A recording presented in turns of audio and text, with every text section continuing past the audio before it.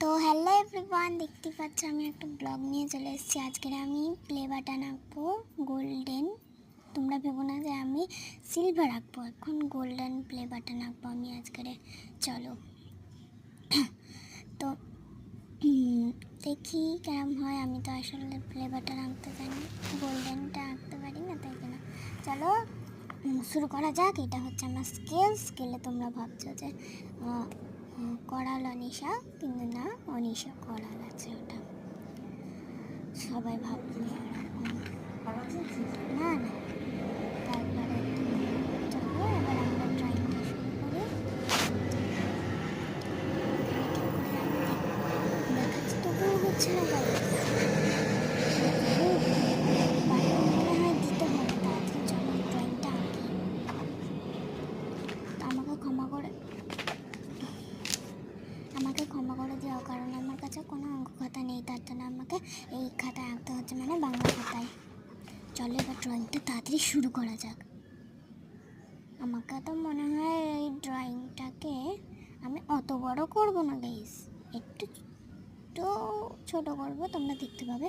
আর মনে হয় এর পার্ট 2 দিতে হবে। আর কত ছোট পেন্সিল নিয়েছি।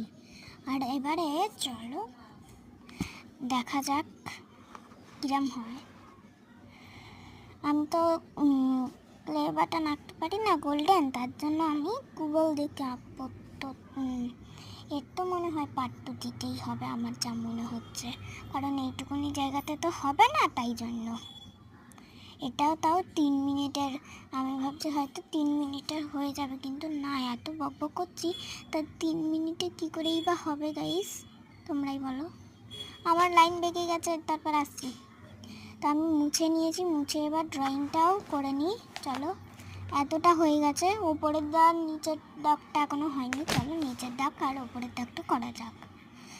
এই যে স্কেল দিয়ে টানছি, তোমরা আমাকে আঁকা দেখতে পাবে না, কিন্তু আমি দেখতে পাচ্ছি, কারণ আমার চোখের সামনেই আছে। তোমরা ভাববে আমি কি অদ্ভুত কথা বলছি। চলো এবার আমি কতবার বলেই যাচ্ছি যে আমার পার্ট 2 লাগবে, পার্ট 2 লাগবে। তো চলো, আমার নিচের আর উপরের লাইনটা কিন্তু হয়ে গেছে, তোমরা কিন্তু দেখতে পাবে কি পাবে না আমি জানি না, তোমরা বলবেও না যে আমি এখানে লাইন টানিনি। আমি লাইন টেনেছি। চলো আমি ঝপঝপ করে এঁকে নিই, আমি তো পারবো না, তার জন্য গুগল দেখে আঁকবো।